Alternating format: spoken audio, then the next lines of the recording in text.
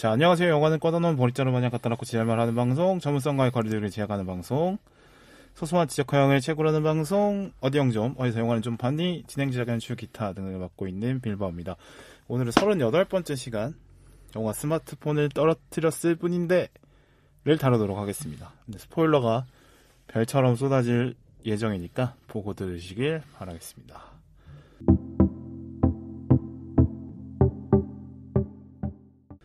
자, 오늘은 특별하게 그 팟빵 ES 스튜디오를 방문을 했어요. 아주 좋은데요? 네. 근데 뭐 소개가 없나요? 어떤? 나 혼자 하시는 게 아닌데. 이 정도 게스트 짠다고 소개 알아서 없나요? 들어오면 되잖아. 아니 소개가 따로 없길래 언제 치고 들어가야 되나? 미안합니다. 실수입니다. 실수. 예. 여기 호스트님의 또 패턴에 맞춰야 되니까. 너가 호스트라고 생각하면 되잖아요. 근데 그거는 아직은 아니니까. 아직 아니에요? 예, 아직은 아니니까. 하긴, 스스로 편집도 한번 안 해봤으니까. 그렇죠. 호스트라고 하기에는. 예, 지금 계속 침만 바르고 있는 2분 나왔습니다. 네. 그래요. 자, ES 스튜디오 방문했는데 어때요? 일단은 굉장히 좀 호젓하고 네. 또 도심에 이런 또 조용한 공간 그리고 또 녹음 공간 이런 공간이 있다는 게 되게 신기했습니다. 처음 방문을 해봤는데 굉장히 신기했고 이곳의 위치가 와우산로에 있잖아요. 그렇죠. 정말 와우다. 네, 그 생각이 많이 들었습니다. 네. 그래서 제가 그 의문유사성에 의한 그 아재 개그 이런 거 좀 자제해달라고 말씀드리지 않습니까? 근데 여기서 한번 또 이제 부드럽게 한번 해주고 평탄화 작업을 해주는 거죠. 밑밥을 좀 깐다. 예. 왜냐하면 또 좀 이따가 또 약간의 칭송 타임이 있지 않습니까? 팟빵 칭송 그렇죠. 타임. 그게 느끼해지지 않기 위한 양념으로 생각해 주시면 감사하겠습니다. 그러니까 이 와우산로가 약간의 그 젊은 아티스트들의 집합 어떤 스튜디오들의 이 길을 따라가다 보면 수많은 스튜디오가 있는 그런 그렇죠. 센스가 극도로 발달되어 있는 사람들이 모여 있는 그 길인데 소극장도 많더라고요. 그렇죠. 그 길에서 네가 지금 아재 개그를 한 거예요. 그래서 격이 떨어진다. 마포구에 알겠습니다. 왔으면 마포구답게. 되게 마포 구민 대표처럼 얘기를 하셔가지고. 근데 마음속에 내 마음속에 고향이 한 3개 있거든요. 네네. 일단 해운대는 진짜 고향이고 네. 마음속에 고향 뭐 있습니다. 첫 번째는 수원도 있고 두 번째는 마포. 이렇게 하면 되겠습니다.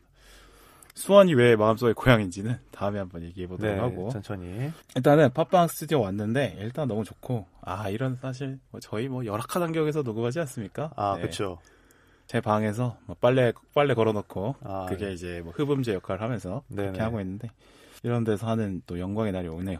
네. 그런 의미에서 팟빵 만세 3창 한번 하도록 하겠습니다. 팟빵 만세! 그 녹음실 담당 직원분의 얼굴이 떠올라서 부끄럽소. 저는 괜찮은데 빌바오님 얼굴이 홍조가 확 도시네요. 한번 혈액순환이 한번 싹 되시는데 은근히 좀 이런데 부끄러움이 있어요. 예, 맞습니다. 그래 어쨌든 저는 팟빵 만세다 이런 말씀 드리면서 그만큼 좋네요 또. 역시 제가 봤을 때는 곧 이제 유튜브 인스타그램과 나란히 어깨를 할 것 같다 이런 생각이 듭니다. 아이튠즈 젓가락 그래 이러면서 팟빵의 시대죠. 누가 요새 또 팟캐스트의 시대가 분명 올 거라는 믿음이 있고요. 아니 팟캐스트 시대는 오지 않아도 돼요. 팟빵의 시대가 올 것이다. 그렇습니다. 그렇게 생각하면 됩니다. 아침에 일어났는데 엄마가 소보루빵이랑 팥빵을 꺼내놨어요. 뭐 먹을 거예요? 팥빵 먹어야죠. 그렇죠. 팥빵 먹어야죠. 근데 놀랍게도 오늘 제가 진짜 팥빵을 먹고 왔습니다. 정확히는 생크림 단팥빵을 먹고 왔는데 자세가 됐다. 제과 명장님의 팥빵을 먹고 왔습니다. 그렇습니다. 대전 가면 뭐 먹어야 돼요? 성심당 먹어야죠. 성심당 가서 뭐 먹어야 돼요? 팥 들어간 튀김 소고를 먹어야죠.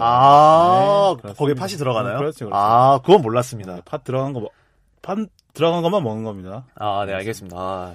사실은 저 이런 것도 약간 좀 부끄럽긴 한데 평소에 이런 개그 하지 말자고 주장하는 편이긴 한데 어쩔 수 없습니다. 이게 나의 우러나오는 어떤 존경심을 표현할 방법이 없었어요. 원래 늦게 배운 도둑질이 가장 무섭다 하죠. 늦게 배웠다기 해도 내가 너보다 그래도 나이가 많은데. 의문 유사성을 늦게 받아들이셨기 때문에. 아니요. 최소한 적어도 50 이후에 다 받아들이세요. 알겠습니다. 아직까지는 나의 되뇌피질이 활성화되어 있을 때까지는 아직은 나의 전두엽이 열심히 날뛸 때까지는 의문 유사성은 좀 멀리하도록 해요. 그거는 약간 그런 거예요. 소설의 제일 막장인데 막장을 먼저 읽어버리겠다 이런 느낌입니다. 그럼 되게 중요한 개그네요. 결말이니까. 그렇죠. 비극일 수도 있고 희극일 수도 있고 그렇다. 대부분 이제 그건 비극이다. 자, 이렇게 팟빵에 대한 칭송을 해봤고요. 자. 그 녹음을 한 11일 정도 해가지고 네네. 못 올렸었는데 그래서 또 순위가 많이 떨어졌더라고요. 아, 많이 떨어졌네요. 네네. 그래가지고 그 바쁜 시간 쪼개가지고 대본을 많이 만들어놨었거든요. 그래서 대본을 만들기가 어려운 환경이었던 걸로 제가 판단이 되는데. 어떤 이 팟빵에 대한 나의 열정. 창작 혼. 그렇죠. 나의 방송을 팟빵 서버에 바쳐야 되는 이 마음을 담아서 대본을 작성해 놓고. 그래서 집으로 돌아오자마자 하나씩 이렇게 딱딱딱 올려가지고. 4일 연속 업로드를 했더니 좀 반등을 했어요. 네. 폭풍 업로드를 하셨더라고요. 그렇죠. 그걸 오늘 제가 그 친한 형에게 너 고등학교 선배 아저씨 있잖아요. 그분에게 그 아저씨한테 이 팟캐스트 나 이거 한다 보여줬더니 너 왜 이렇게 열심히 하냐 이러더라고. 이렇게 매일 연속으로 올리냐. 근데 그렇게 올리시는 분이 사실 많이 없죠. 그렇죠. 네. 목숨 걸었습니다. 끝까지 갑니다. 많이 들어주십시오. 네. 팟캐스트 해가지고 건물 사자. 그래서 가시죠. 지금 수익은 2,293원 원이잖아요. 수익이 아메리카노도 1,000만 배로 뛰면 할 수 있을 거예요. 그렇죠. 자, 먼저 그 영화 스마트폰을 떨어뜨렸을 뿐인데 간단한 평가 먼저 해보도록 하죠. 근데 본격적으로 하기 전에 이 영화의 약칙을 먼저 좀 정해야 될 것 같아. 너무 길잖아요. 스떨뿐? 스떨뿐이요? 스떨뿐. 스마트폰을 떨어뜨렸을 뿐인데 스떨뿐. 스턴데는 어떻습니까? 스턴데? 스떨로 하죠 그냥. 폰떨. 폰떨데. 그냥 두 폰떨대로 하겠습니다. 폰떨대로 맞을 것 같습니다. 네, 오케이. 그렇게 하면 하고. 네. 자, 일단 폰떨대에 대한 그 이분의 감상평 들어볼게요. 네, 저는 좀 길게 생각을 해놨다가 짧게 줄였습니다. 그냥 정말 정석적인 20자평대로 해보자면 내 안녕을 맡겨놓았을 뿐인데. 안녕. 네. 왜 안녕이라는 표현을 썼냐면 혹시 도입부 기억나시나요? 도입부요? 네. 미안해요. 넷플릭스 영화는 그 집중을 잘 못해. 저 도입부 뭐였죠? 그 도입부에 이제 그 나미가 이제 일어나서 하루를 쭉 시작하면서 그 스마트폰을 활용해서 하루의 그 일상을 사는 내용을 쭉 보여주잖아요. 네네. 그때 이제 펑크록 음악이 흘러나오는데 그 노래 제목이 이제 삐삐밴드의 안녕하세요라는 노래예요. 맞다. 네. 그래서 이 그 노래를 쓴 게 나름 의미가 있을 것 같다는 생각이 들어서 안녕이라는 표현을 써봤습니다.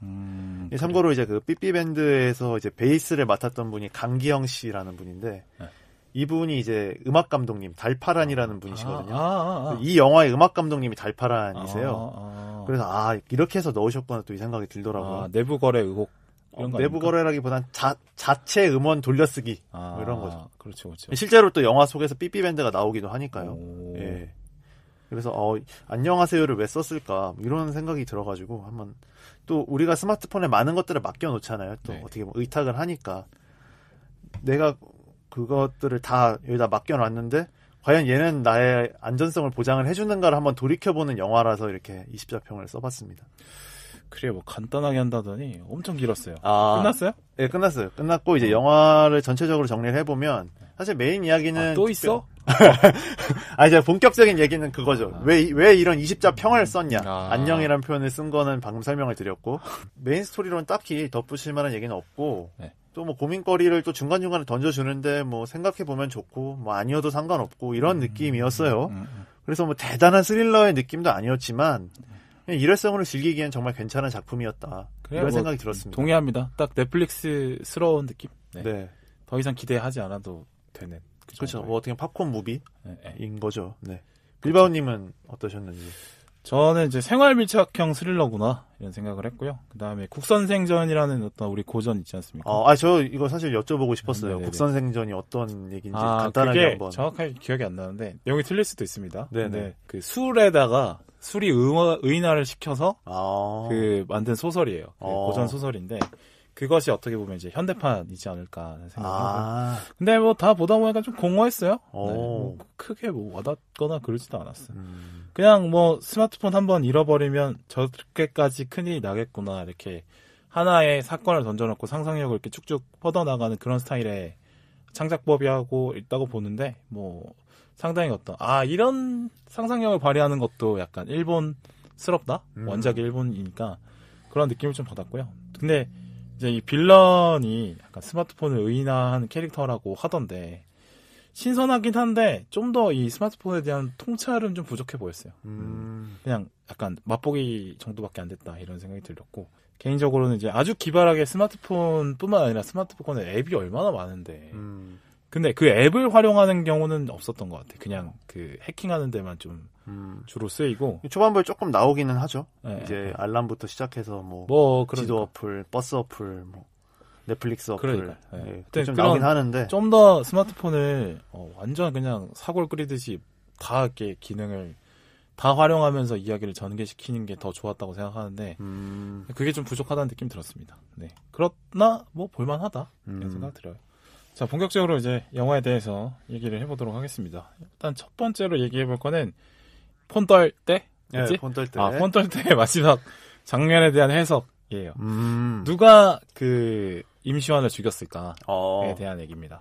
저는 그 김희원이 쐈다고 생각했거든요. 근데 우리 이분이는 천우희가 쐈다고 생각을 하더라고요.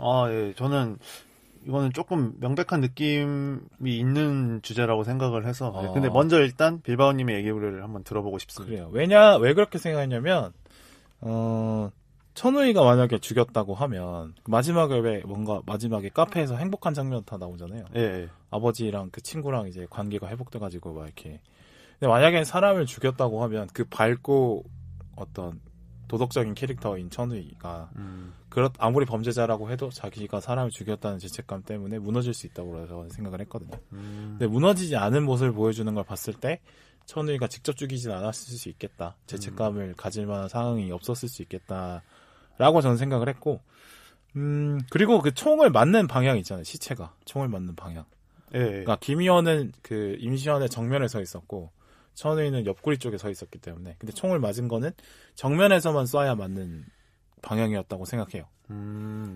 그러니까 옆에 서서 배를 맞추는 건 쉽지 않잖아요. 그런 그쵸. 느낌이었죠. 그러니까 옆에서 쐈다고 하기에는 배에다가 총이 맞았기 때문에 그건 그냥 김희원이 쐈지 않았을까 생각이 들었고 또 물론 김희원도 천우희도 임시완을 죽여버리고 싶은 마음은 동기부여는 확실한 사람들이니까 그렇게 생각하는데 저는 김희원이 죽였다고 생각한 이유는 더 오래 묵혀온 분노이라서 생각이 듭니다. 네. 좀 더 언젠간 이 새끼를 만나면 죽여버려야지라는 마음을 더 오래 갖고 있었을 것 같아요. 그래서 김희원이 죽였을 것 같다. 이미 경찰로서나 아버지로서나 망가져버린 캐릭터이기 때문에 더 두려울 것 없이 그냥 사람 죽였을 것 같다라고 저는 생각을 했습니다. 그리고 오히려 이제 정말 죄가 없는 천우희를 구원하면서 영화가 끝나는 거죠. 저의 주장은 그렇고요. 제가 그래서 이제 빌바오님이 이제 이 얘기를 하시길래 이제 VAR을 해봤죠. 해봤는데 천우희가 쏜 게 맞는 것 같은 게 그 총 쏘는 알겠습니다. 넘어가도록. 해봐요. 그 총 쏘는 위치가 그 임시완이 이제 맞잖아요. 맞는데 이제 임시완이 소파에 기대고 있고 천우희가 정면에서 격발을 하고 김희원은 사선에 있었거든요. 내가 기억하는 건 다르네.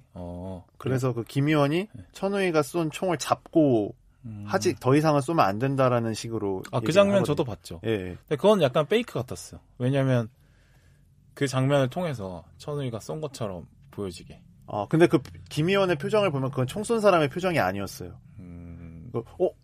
쏘면 어떡해? 라고 이제 눈빛으로 얘기하는 것 같았거든요. 당황한 표정이었다. 그렇죠. 왜냐면 임시완이 마지막까지 김희원을 농락하고 있는 상태에서 김희원이 쐈어도 벌써 쐈을 것 같다는 생각이 들거든요. 근데 천우희가 쐈다는 거는 이제 아빠가 죽었는지 살았는지 천우희는 확인을 못한 상황이었잖아요.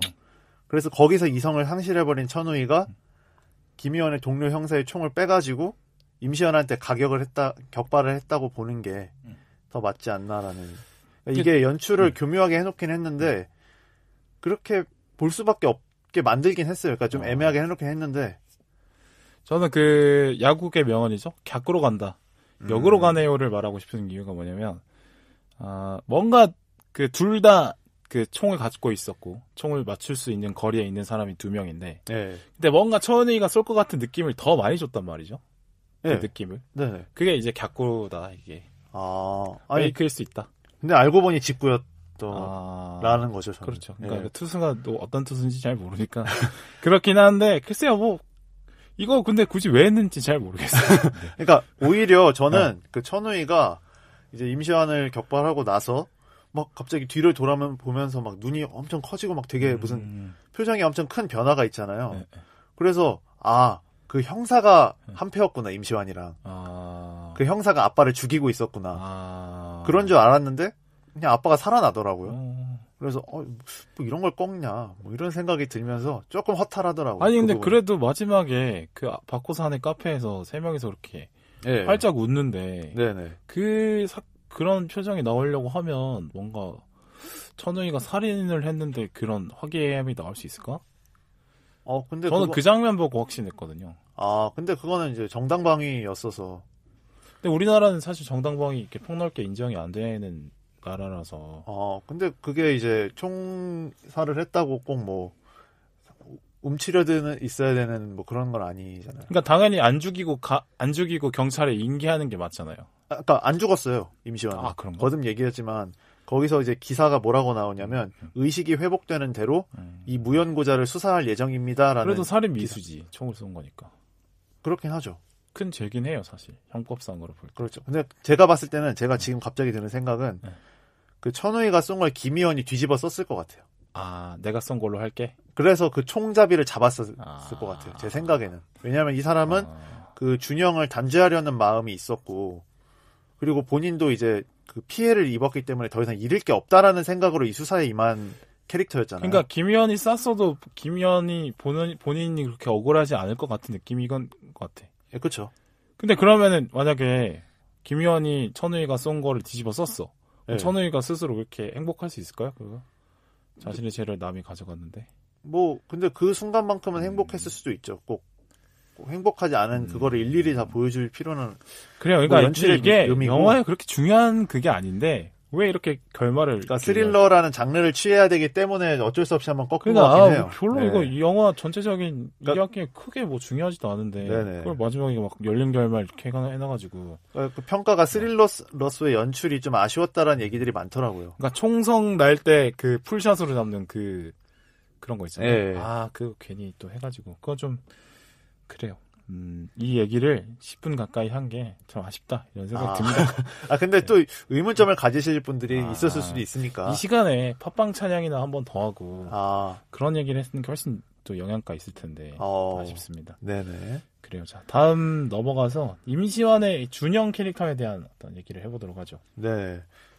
여기 이 영화의 주인공이 세 분이잖아요. 천우희, 임시완, 김희원 세 분이 나오는데 뭐 크레딧상으로는 임시완이 두 번째지만 사실 실질적인 진주인공은 임시완인 것 같거든요. 그럼 이야기가 시작과 끝이니까. 네, 그렇죠. 그리고 사실 천우희나 김희원은 어떤 뭐 주인공으로서 도드라지는 역할을 맡았다기보다는 어떤 기능적인 캐릭터긴 하죠. 수동적이죠. 임시완이 짠 판에 따라가는. 네, 관객의 입장에 있는 느낌의 캐릭터라면 이제 임시완은 약간 능동성이 강한 캐릭터인데 확실히 연기를 잘하더라고요. 이분이 그 학구파적 얼굴이라고 저는 생각을 하거든요. 그래서 그런지 이번에 완전 방구석 너드 역할이었잖아요. 그런데도 무리 없이 소화를 잘했다고 생각을 했습니다. 특별히 뭐 개성이 막 엄청 뚜렷하다거나 이런 느낌은 또 아니었어요. 그러니까 임시완이 연기를 잘했던 것과는 별개로 곱씹어 보면 좀 되게 섬뜩할 만한 요소들이 이 준영 캐릭터 안에 많이 숨겨져 있더라고요. 그래서 첫 번째로 이제 이분이 첫 등장을 할 때 뭘 먹으면서 노트북으로 이 신상을 보거든요. 뭐 면을 먹는다거나 야채를 먹는다거나. 그래서 신상을 볼 때 밥을 먹는 모습을 보면서 뭔가 정보를 먹고 있는 것 같은 느낌이 드는 거죠.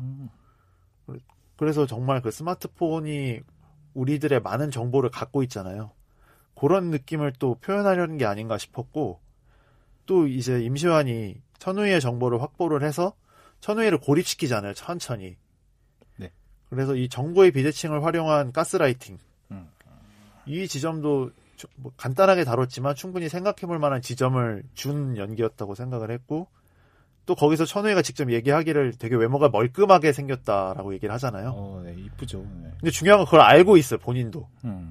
그러니까 이제 꾸미고 막 나오고, 뭐 본인의 어떤 그런 비주얼을 활용해서 이제 그런 살인 행각을 펼치는 게 간접적이든 직접적이든 보이고 있잖아요. 그렇습니다. 원래 이쁘고 잘생긴 애들은 자기 이쁘고 잘생긴 거 알아요. 예, 알죠. 저처럼? 알고 이제 이용하는. 결말로 가면, 결국에는 영화 속 인물들이나, 보는 우리들이나, 진짜 준영이 누구인지를 몰라요.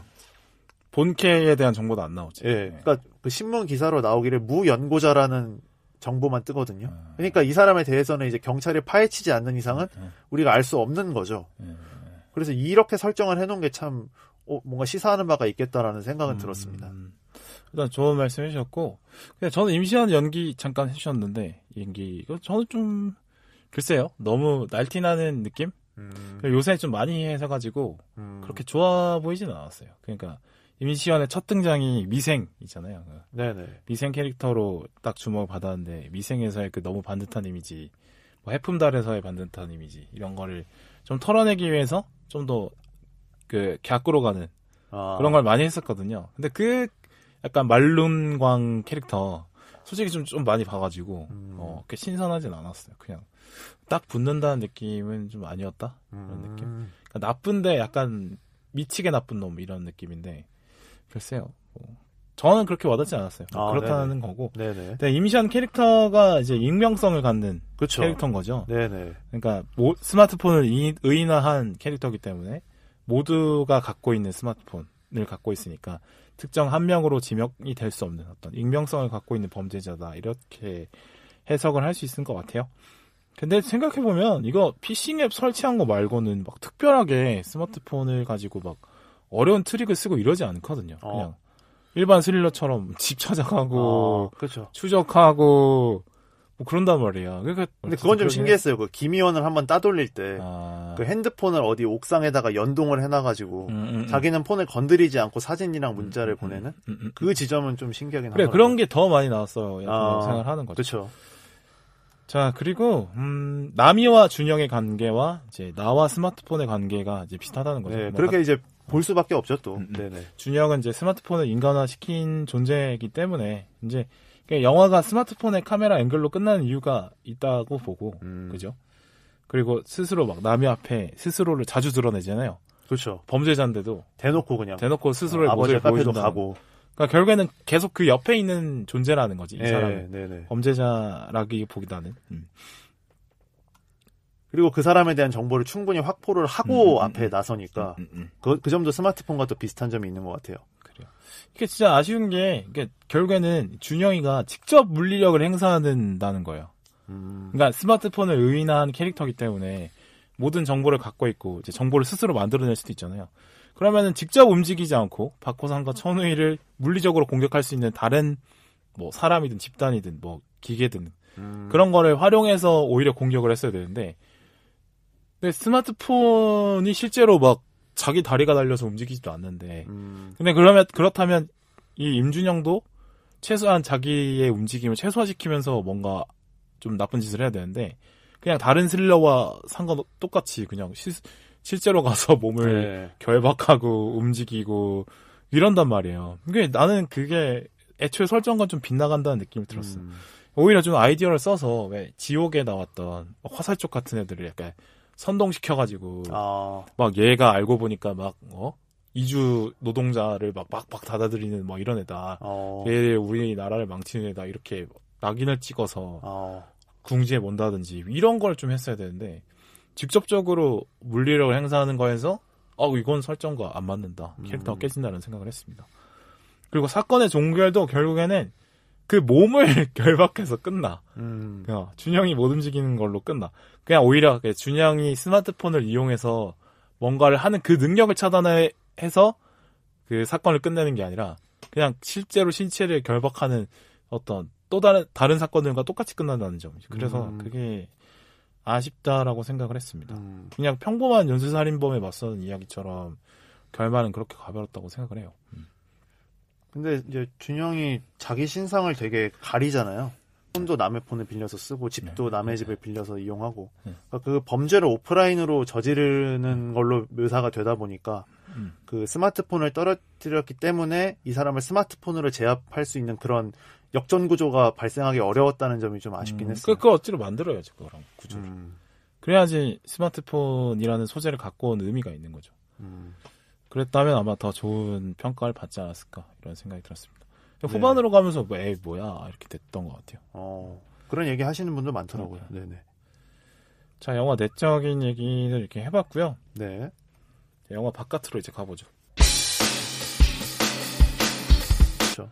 자, 이제 영화 안쪽 얘기는 해봤고, 이제 네. 스마트폰이라는 존재에 대해서 우리가 얘기를 안 해볼 수 없습니다. 그렇죠. 이게 또 영화가 그걸 안 생각해 볼 수 없게 만드는 것 같아요. 예. 그리고 스마트폰을 제가 살짝 얘기를 해보면 이게 참 세상에 공짜는 없다라는 걸 스마트폰을 쓰면 쓸수록 느껴요. 저는. 워렌 버핏 세이. 예, 워렌 버핏의 격언에 살짝. 노모어 공짜 런치. 그렇죠. 예. 그래서 이 어플이 보통 다 공짜잖아요. 그러니까 스마트폰을 이용할 때. 그래서 되게 편하게 쓸 수 있으니까 참 좋은데, 그게 한편으로 역으로 생각해보면 진짜 허망한 게 또 있더라고요. 써보니까.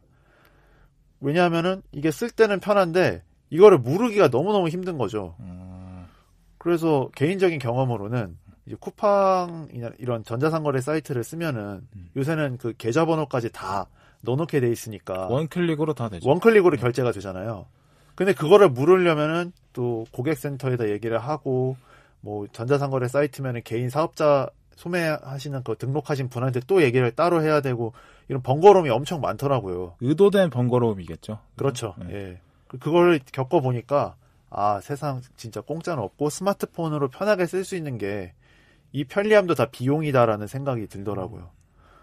그래서 이제 사람들이 스마트폰을 쓰기 시작하면서 워낙 편한 어플들이 많으니까 각 영역별로 이거 쓰면 편한데 왜 그걸 안 쓰고 있냐라는 얘기를 종종 하더라고요. 왜냐면 저도 이제 인터넷 뱅킹을 깐 지가 1년 정도밖에 안 돼가지고 What? 뭐 어플로 뱅킹을 한 지가 1년밖에 안 됐어요. 원래는 계속 이제 오프라인 ATM 쓰고 OTP 쓰고 막 이랬거든요. 근데 이제 왜 그래요? 뭐 혹시 심리적인 문제라도? 아, 그건 아닌데 그냥 뭔가 제 계좌 정보를 그런 데다 저장을 해두는 게 안심이 안 되는 느낌이 있는 거죠. 미안하지만 우리의 모든 정보는 이미 털려 있습니다. 아, 그래도 좀 뭔가 깨림칙하니까. 근데 더 이상 이제 이거를 안 쓰고선 100일 수 없을 때까지 좀 버티거든요. 그렇군요. 예. 위정적섭하군요. 뭐 그렇다기보다는 그냥 실사고시로 하시죠. 그래서 그게 정말 편한 건지 한번 물어보고 싶은 거죠. 그러니까 아날로그 라이프를 고집하겠다 이런 뭐 고고함 이런 걸 내세우려는 건 아니지만 오늘도 보니까 대본을 먹액과 종이로 써오셨는 것 같은데요? 그거는 이거 못 받았어. 이거 못 받았어. 이거는 기습 공격 못 받았죠. 한 골 허용했네요. 네, 그렇습니다. 네. 수문장 교체됩니다. 네. 그래서 이렇게 편한 것도 사실 이 드립도 다 비용입니다. 그렇군요. 네. 편하게 그렇죠. 드립을 산소와 쓰는 당을 소비하죠. 네. 다 이제 지구의 자원을 쓰게 돼 있는 건데. 그래서 이제 스마트폰을 쓰면 쓸수록 그 생각이 드는 거죠. 좀 적당하게 불편해서 좀 세상과 밀당을 할 필요도 있지 않을까. 물론 다 털려 있겠죠. 뭐 어딘가에 내 개인 정보가 다 쫙 저장이 돼서 누군가가 맘만 먹으면 정말 임시완처럼 쫙 내 일상을 가로챌 수도 있겠지만 그렇죠. 그래도 할 수 있는 데까지는 해봐야 된다는 게 제 생각이라서. 그러니까 이분이 정보를 누가 캐가지고 키노라이트 가가지고 막 그렇죠. 영화 평점 다 반 개씩 주고 그렇죠. 그럴 수 있다는 거잖아요. 네, 뭐 이제 차이점이 있다면 저는 뭐 인플루언서는 아니니까 뭐 제게 털려도 천우희처럼 큰 데미지가 받진 않겠지만 그래서 저는 이제 땡땡페이 이런 게 너무너무 불안한 거예요. 땡땡페이 쉽게 간편 결제를 하는 게 좀 안심이 안 되더라고요. 그래서 저는 카카오페이도 진짜 한지 얼마 안 됐고 그게 좀 불안하더라고요. 뭔가 이 얘기를 들으니까 물 없이 고구마를 먹는 그런 느낌이었고. 그런 얘기 많이 하더라고요. 왜 편한 걸 두고 왜 이렇게 생각을 하냐 이런 얘기를 많이 들어서. 뭐 약간의 그 고집, 아집 이런 거 아닐까요? 그렇죠. 그런 게 맞죠 사실. 그렇군요. 근데 저는 뭐 생각에 반대하는 게 이미 이게 충분히 가능한 환경이 펼쳐지면 그 환경을 이용할 수밖에 없습니다. 대세라는 게 그렇게 흘러가죠. 네. 스마트폰 쓸 수 있으니까 전부 다 스마트폰 쓰는 거고 자동차 타고 다닐 수 있으니까 자동차 타는 겁니다. 이거는 어쩔 수 없어. 그러니까 흐름을 따라가지 않는 거는 뭐 개인의 마음이 좀 불안할 수 있겠습니다만 결국에는 뒤늦게라도 따라갈 수밖에 없다. 그거는 뭐 그런 말씀을 드리고 싶고. 결국엔 저도 따라갔기 때문에. 그렇죠. 괜히 늦기만 한 거야. 그렇죠. 그러니까 물건을 살 때 고민만 하면 어차피 사는 시간만 늦어진다는 또 명언이 있어요. 그렇죠. 그렇습니다. 네. 오늘 명언 많이 나오네요. 그럼요. 오늘 기운이 좋으니까. 오늘 성지에 왔기 때문에. 그렇죠. 방언이 좀. 그렇죠. 그렇죠. 자, 인스타그램, 유튜브, 그리고 팟빵, 네. 워클라인입니다. 네네. 저 같은 경우는, 스마트폰에 있는 기능을 오히려 더 적극적으로 자기가 꿰뚫고 활용만 잘하면, 오히려 능동적으로 생각해서 이미 스마트폰을 쓰지 않을 수 없는 세상이 왔기 때문에. 그렇죠. 그 기능을 좀 더, 기능에 눈 뜨고 그 본질을 파악하면서 노력을 하면 되는 것 같고, 주의해야 할 때는 점은 SNS 같아요. SNS는 그렇죠. 진짜 좀 조심을 해야 되는 것 같습니다. 왜냐하면 SNS에 올리는 정보들은 사실 스스로 올리는 거잖아요. 그렇죠. 그러니까 만약에 뭔가 잘못됐다고 해도 그건 내 잘못에서 시작을 하는 거야. 그게 물론 그렇죠. 악용하는 사람도 문제이긴 하겠지만 SNS도 철저하게 내가 올리고 싶다고 뭐 올리고 이런 게 아니라 철저하게 나의 이미지를 위해서 계산화해서 이 이벤트를 했을 때 괜찮아요. 죄송합니다. 좀 이따가 뭐 방구도 껴도 되고 괜찮아요. 죄송합니다. 그래요. 그 철저하게 나의 이미지를 좋게 만들기 위해서 이용한다는 생각으로 계산을 다 치밀하게 해서 사진 하나, 문구 하나 그렇게 써야 된다고 생각합니다. 이거 중요한 것 같아요. 올리는 빈도 뭐 이런 거. 그러니까 계속 해야 되고 자기가 하고 싶다고 올리고 싶다고 생각날 때마다 올리는 거는 글쎄요. 그냥 뭐 자신이 원했던 어떤 자신의 이미지 상승이라는 목적을 달성은 못하고 그냥 정보는 퍼주고 이렇게 될 수 있다는 거죠. 그렇죠. 빌미만 제공해 줄 수가 있는. 그렇죠. 저는 그래서 SNS는 진짜 좀 조심해서 하되 나머지 기능은 어떻게든 최대한 잘 활용하는 쪽으로 생각을 해보자. 이런 쪽입니다. 예, 그렇게 하는 게 맞는 것 같고 SNS를 하시나요 혹시? 하죠. 네. 인스타그램을 가끔 합니다. 네. 저도 하는데 저도 가명으로 합니다. 이런 게 그래요. 혹시 몰라가지고. 가명하는 인스타그램. 네. 그냥 제 정체를 물론 뭐 제가 뭐 그렇게 대단한 사람은 아니지만 그렇죠. 중요한 거는 딱히 궁금해하는 사람도 없다는 거죠. 괜히 털리기 싫은 거죠. 그래요. 다음 얘기 해볼까요? 자, 소통에 대한 또 얘기를 안 할 수 없습니다. 스마트폰으로 소통이 참 쉬워졌는데 그렇죠. 그만큼 이제 진짜 근데 우리가 진짜 소통으로 나아가고 있느냐 그렇죠. 얘기해봐야겠죠. 영화 속에서도 뭐 심각하게는 아니지만 이제 남이랑 아버지랑 남이의 친구 초미녀를 통해서 간단하게 얘기가 되고 있긴 한데 그 남이가 이제 해킹 범죄에 시달려가지고 이걸 어떻게 복구하냐를 따지는 과정에서 그 초미녀랑 서로 반목을 하게 되잖아요. 그렇죠. 근데 그 이유가 이제 임시완 때문이었는데 임시완이 이거 옆에 있는 사람이 해킹 앱을 깔아서 폰을 그렇게 만들었을 수도 있다라고 하니까 천우희가 바로 믿어버리죠. 그럴 듯한 말이긴 했지. 그렇죠. 그 상황에서는 그런 말을 믿을 수밖에 없는 상황이긴 한데. 코너에 몰려있기도 했으니까. 네. 근데 초미녀는 정말 오랫동안 알고 지낸 사이인데도 그 위기 상황에서 믿지 못하고 준영은 정말 뭐 낯선 존재인데 그때 그 위기를 돌파시켜줄 수 있는 조력자일 수도 있겠다는 생각으로 믿어버리잖아요. 이런 것들이 정보화 시대에서 관계를 좀 어지럽히게 하는 요소 중에 하나가 아닐까. 그리고 남이와 아버지도 아버지가 저 남자 좀 쎄한 것 같다 하니까 아빠가 뭘 상관이냐. 저 사람은 내가 뭘 어떻게 했는데 이렇게 남이가 반격을 하잖아요. 그러니까 우리가 좀 익숙하고 친한 사람일수록 더 그 관계를 좀 등한시하게 되는 경우가 이게 꼭 스마트폰 시대여서 그런지는 모르겠지만 정보를 많이 알게 되면서 생기는 흐름이 아닐까 싶더라고요. 근데 그 남이의 아버지가 남이를 걱정하는 그 말들이 사실은 이제 이 영화 이야기 속에서는 아버지의 어떤 예언이 맞는 걸로 드러났지만 대부분의 경우는 그냥 진짜 노파심 혹은 잔소리인 경우도 많죠, 사실. 그렇죠. 실질적으로. 진짜로 원래 다른 케이스면 나비 말이 맞는 걸 수도 있죠. 그래서 참 이게 소통하기가 참 쉽잖아요. 이 지금 세상이. 그렇죠. 근데 관계를 맺기가 참 어려워진 것 같다는 생각이 들더라고요. 워낙 많은 걸 듣게 되고 많은 걸 보게 되니까 정말 나랑 그런 교감을 하는 사람이 별로 없다라는. 영화 속에서도 준영이 보면 정말 그 주변에 몇 사람 없는 사람들만 타겟팅을 해서 노린다는 게 이제 그 메모지를 통해서 드러나거든요. 그렇죠. 처리해야 될 사람 보면은 한 10명이 안 돼요, 다. 대부분. 피해자들이. 천알 가지가 적은 나무를 노린다는 거죠. 그렇죠. 그런 걸 보면은 정말 관계 맺기도 어렵고 나조차도 이렇게 다양한 관계를 맺을 수 있는 세상 속에서 정말 몇 사람의 존재만 제외하면 나는 정말 아무것도 아닌 사람이 될 수 있는 그런 세상이 되어버렸다는 게 좀 무섭게 다가오더라고요. 이 세상에 수많은 사람과 연결이 쉽게 되다 보니까 사실은 대부분의 어떤 나와 연결된 사람들의 존재가 사실은 원래는 인간 대 인간이라면 되게 존중을 하는 게 맞지만 네네. 사실은 실제로는 그런 관계가 아니고 어떻게 보면 아이디와 아이디의 만남일 수 있잖아요. 아, 그렇죠. 그래서 그렇게 막 심각하게 생각할 필요는 없다 생각은 들긴 합니다.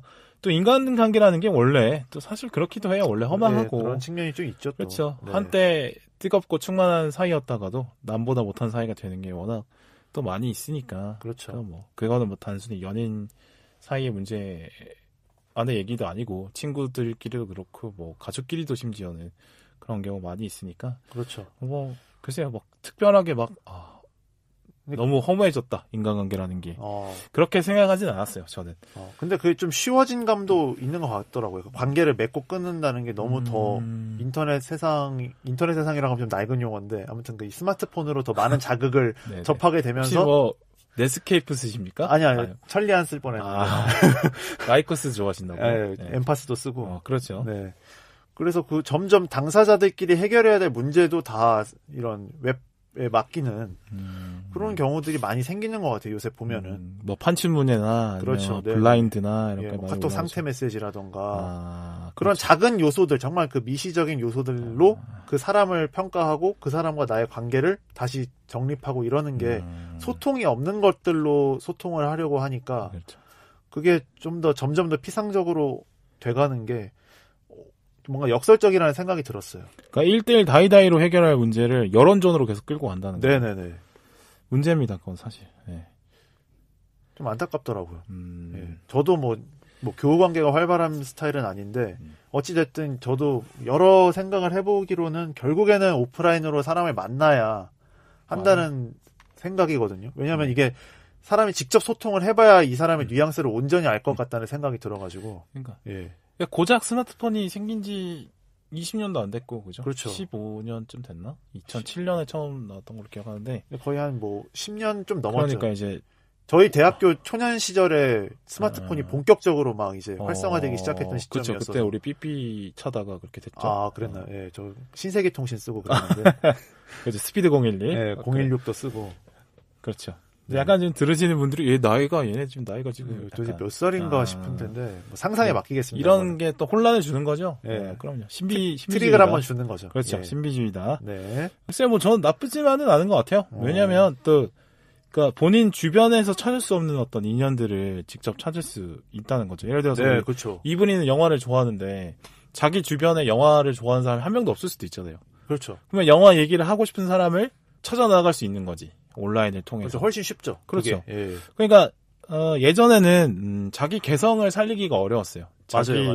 개성대로 인맥을 편집하거나 원하는 사람은 만나기 어렵기 때문에 어떻게 보면 자기 개성을 살리기보다는 큰 대세에 따라갈 수밖에 없게 그렇게 됐었는데 지금은 자기의 개성만 잘 알면 자기 개성과 맞게 소통할 수 있는 사람들을 쉽게 찾을 수 있는 거는 진짜 장점인 것 같고 그만큼 쉽게 끊어질 수도 있긴 하지만 근데 온라인으로 통해서 먼저 만나도 그래도 그 시간과 시간을 더해가면서 세월을 쌓아가면서 진짜 인연으로 발전할 수 있는 거죠. 네. 그렇죠. 네. 그런 건 충분히 가능하다고 봐요. 저는 그런 인연들도 있고 하니까 온라인에서 만났지만 지금 찐친이 되는 경우들도 있다고 그럼요. 봐서 충분히 그것도 가능하죠. 당연히 이제 부정적으로 볼 필요는 없는 것 같고 근데 다만 이제 그만큼 인연을 만들기 쉬워진 것만큼 자기 스스로를 되돌아볼 필요는 있죠. 네, 맞아요. 그러니까 그게 제일 본질이죠.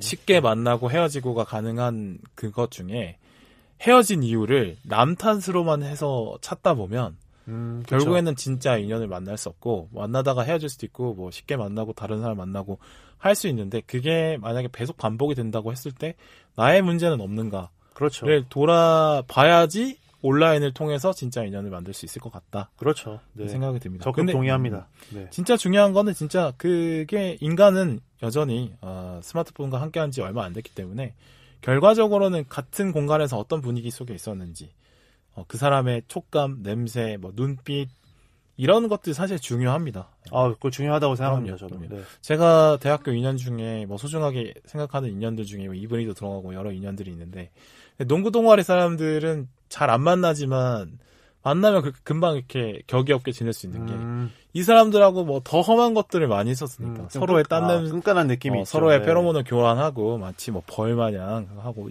침도 어떻게 보면 서로 튀기고 그렇죠. 그러니까 코로나 시대 전에 대학을 졸업했을 망정이지 뭐 많이 했죠. 뭐 그런 어떤 강렬한 시간들을 같이 보냈기 때문에 몇 년에 지나도 만나도 이렇게 반갑고 그렇게 되는 것 같거든요. 그러니까 진짜 뭔가 마음에 남는 그런 시간들, 인연들 이런 것들은 진짜 오프라인에 있다. 그렇죠. 항상 오프라인의 값어치를 잊지 않아야 되는데 근데 요즘 자라는 아이들은 사실 이제 오프라인의 가치를 좀 느끼기 어려운 환경에서 자라고 있는 거는 좀 아쉬운 부분일 것 같습니다. 네, 저도 그 생각이 많이 듭니다. 특히 또 코로나 시기가 되면서 이제 막 학교도 안 가니까 그렇죠. 더 소통에 있어서 어려움을 그 시간 동안 겪을 수도 있지 않을까 이런 생각이 들더라고요. 저는 뭐 학교를 안 다니지만 이제 학교를 다니는 학생들이 학교를 안 다니니까 맞아요. 거기서 오는 또 학교라는 그 공간 안에서의 소통이 있잖아요. 그렇죠. 근데 그런 직접 소통이 없으니까 애들끼리 줌으로 친하면 얼마나 친하게 지낼 수 있을까 이런 생각이 들더라고요. 그러니까요. 예. 이런 말을 하게 되니까 이분이랑 같이 학교에 있을 때 미팅이라도 한번 더 같이 갈 거야. 그런 생각이 듭니다. 갔으면 더 추억이 많았을 텐데. 그렇죠. 후회되죠? 조금 더 적극적으로 해봤으면 어땠을까라는 생각이 들고. 그럼요, 네. 이게 좀 여담이지만 더 적극적으로 해도 나중에 뭐 크게 뭐 후회되거나 이러지 않을 수 있으니까 지금 뭐 혹시 들으시는 분이 좀 젊은 분이시면 적극적으로 더 해도 괜찮다라는 얘기를 드리고 싶어요. 그래요. 이분이 마음에 드시면 저에게 메일 보내주시면 되겠고요. 네. 자, 뭐 또 얘기를 해보면 저는 이제 스마트폰에 대한 어떤 사유, 자주 쓰는 물건에 대한 사유가 필요한 것 같다. 이건 제 스스로에 대한 반성이기도 한데 좀 관계에 대한 사유만큼이나 또 중요한 거죠. 그렇죠. 이 물건과 나와의 관계. 왜냐하면 빼놓고 생활이 안 되니까. 그렇죠. 나를 둘러싼 그 물리적 환경, 도구적 환경에 대해서 생각보다 잘 생각을 깊게 하지 않는 것 같다라고 좀 느꼈어요. 그러니까 스마트폰이나 노트북이나 아니면 이 도시의 구조 같은 거, 도로 아니면 뭐 건물, 뭐 엘리베이터 이런 것들이 어떤 가치를 실제로 갖고 있는지에 대해서 우리는 생각을 잘 안 하고 사는 것 같아요. 그냥 당연하게만 생각하고 어떻게 쓸지에만 상상을 해보는 거죠. 네, 그렇죠. 이것이 어떻게 나의 삶에 영향을 주고 있는지 한번 생각하지 않게 되는 게 문제인 것 같습니다. 사실 이런 거 되게 어려운 게 아니라 그냥 없어져 보면 알거든요. 그렇죠. 핸드폰 바닥에 떨어뜨려가지고 액정 깨져서 곤란한 그 며칠 동안 스마트폰의 가치를 알 수 있고, 그렇죠. 노트북이 갑자기 켜지지 않아. 그때 나 노트북의 가치를 알 수 있고, 그다음에 뭐 저 같은 경우는 뭐 그래서 뭐 굳이 그렇다고 해서 이 물건에 대한 사유를 하기 위해서 그렇죠. 갑자기 멀쩡한 스마트폰을 움직이는 좀 그렇고. 그러니까 우리가 외양간의 중요성을 알려고 일부러 서로 잃어버릴 필요가 없듯이. 근데 뭐 스마트폰 보온 들어있으면 일부러 깨는 애들도 있다고 하긴 하더라고. 그래요? 저는 그거 좀 이해 안 되던데. 아니, 뭐 보험을 악용하는 거. 그래요? 어쨌든 간에 그렇게까지는 할 건 아니지만. 그렇죠. 내가 매일매일 사용하고 이용하는 뭐 물건이나 구조에 대해서 한번 생각해 볼 필요는 있는 것 같아요. 어떤 원리로 중요한 생각인 것 같아요. 네. 특히나 스마트폰, 컴퓨터, 뭐 태블릿, 뭐 스마트워치 이런 것들은 사실 우리 몸에 딱 붙어있기 때문에 거의 장기라고 봐야 되죠. 단순 이용법만 알아서는 안 되는 것 같아요. 네. 그러니까 어떤 파급력이 있는지까지도 한번 고민해 볼 필요는 분명히 있는 것 같습니다. 또 하나 더 나아가서 이게 도시에 살면서 사람들이 자신이 속한 공간에 대한 이해를 잘 안 하는 것 같다는 생각이 들거든요. 그러니까 이용하기에만 급급하고 사실 이 공간이 왜 있을까 이런 근본적인 질문을 하는 경우가 많이는 없는 것 같아요. 그렇죠. 그러니까 이 지역과 지역 간의 어떤 특성이 있고 차이가 있고 뭐 어떤 고유성이 다들 있는데 약간 그렇게 되는 것 같아요. 이 도시에 살다 보면 그냥 내가 거쳐가는 것 중에 하나 아니면 예를 들어서 왕십리에서 홍대를 가. 그러면은 왕십리와의 차이, 홍대와의 차이 이런 걸 알면 더 재밌게 다닐 수가 있는데 그렇죠. 그냥 왕십리에서 홍대까지 약 20정거장 걸리는 시간 뭐 30분 요 정도만 생각을 한다는 도식적인 거예요. 이해 그러니까 정도에 머무는. 딱 정확하게 나의 기준으로 뭔가 필요한 정보만 갖고 이 세상을 판단하게 된다는 거죠. 그런 거는 좀 안 좋지 않나 싶어요. 그냥 그러니까 이 기계가 없이도 내가 세상을 인식하는 것에 대해서 좀 할 필요가 있다. 그렇죠. 스스로를 풍부하게 만들 필요가 있는데 그걸 너무 또 이제 기계에 맡겨놓으니까. 그렇죠. 그러니까 자기 스스로만의 감성으로 세상을 느끼고 이런 게 할 필요가 있는데. 그렇죠. 요새는 너무 그냥 핸드폰만 보고 가도 다 길을 찾아가니까. 시간까지 다 알려주고. 그렇죠. 실제로 내가 이 길을 지나가면서 길을 보고 건물들을 보고 어느 쪽으로 길이 나있는지 이런 걸 파악하면서 스마트폰을 활용하면 더 빨리 찾을 수 있는 건데 그냥 스마트폰만 보고 그렇죠. 스마트폰 지도에 켠 다음에 출발지 목적지 찍고. 그렇죠. 그 내비를 항상 찍고 다닌다는 거. 네네.